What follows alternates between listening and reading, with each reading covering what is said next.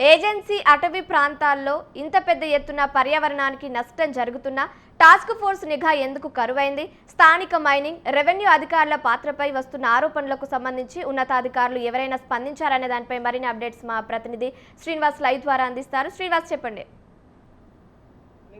ఏదైతే ములుగు జిల్లాలో యథేచ్ఛగా అక్రమ మట్టి రవాణా దందా అయితే కొనసాగుతుందని చెప్పుకోవచ్చు. ఎందుకంటే అధికారుల కనుసండుల్లానే ఈ అక్రమ మట్టి దందాన్ని నడిపిస్తున్నారని చెప్పేసి అయితే ఆరోపణలు వెల్లువెత్తుతున్నాయి. ఇదే నేపథ్యంలో ములుగు జిల్లా మారుమూల ప్రాంతమైన ఏజెన్సీ ప్రాంతమైన వెంకటాపురం, వాజేడు, ఈ పేరూరు ప్రాంతాల్లో యథేచ్ఛగా ఇసుక క్వారీలకు మట్టి ఎటువంటి రాయల్టీ కట్టకుండా మట్టి తవ్వకాలు యథేచ్ఛగా నడిపించిన పరిస్థితి అయితే నెలకొంది.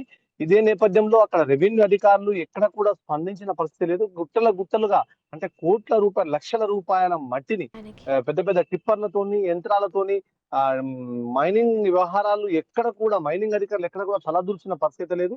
మైనింగ్ ఇటు జిల్లా మైనింగ్ అధికారులకు, రెవెన్యూ అధికారులకు భారీగా ముడుపులు ముడుతున్నాయని చెప్పేసి అయితే ఆరోపణలు అయితే ఉన్నాయి. దానికి తోడు యథేచ్ఛగా ఈ మట్టి తవ్వకాలు, గ్రావెల్ మొత్తం కంప్లీట్ ఎటువంటి ప్రభుత్వానికి రాయల్టీ కట్టకుండానైతే మట్టి యథేచ్ఛగా కొనసాగించిన పరిస్థితి ఉంది. దీని నేపథ్యంలో సంబంధిత ఎంఆర్ఓకు కనీసం ఫోన్ చేసినా కూడా ఫోన్ లిఫ్ట్ చేసి ఇదే విషయాన్ని తెలుసుకునే పరిస్థితి కూడా చేయకపోవడం చాలా శోచనీయంగా ఉంది. ఇదే నేపథ్యంలో ములుగు కేంద్ర ములుగు ప్రాంతాలు ములుగు ఇంటర్ దాని చుట్టుపక్కల ప్రాంతంలో ఇంచర్ల అనే గ్రామంలో పెద్ద ఎత్తున దాదాపు ఒక 100 ఫీట్ల ఎత్తున క్వారీని అక్కడ స్థాపించి యథేచ్ఛగా ఒక అధికార పార్టీ నాయకుని అండదండలతోటి యథేచ్ఛగా రోజు ట్రాక్టర్లు, టిప్పర్లతోని పెద్ద పెద్ద 200 ఇటాచి మిషన్లతోని రెగ్యులర్ మట్టి తరలిస్తూ ఉన్నారు. దీని నేపథ్యంలో అక్కడ కోట్ల రూపాయల సొమ్ము చేసుకున్న పరిస్థితి నెలకొంది. ఇదే నేపథ్యంలో అక్కడ నుంచి ట్రాక్టర్లతో పాటు పక్క విలేజ్లకు కూడా తీసుకెళ్లి ఇందిరమ్మ ఇళ్ల పేరుతోటి ఒకటి పిటిషన్ అయితే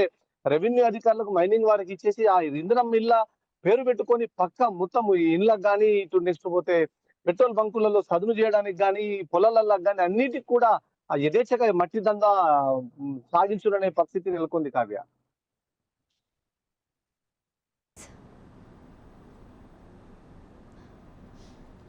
thank you Srinivas, thank you for the updates.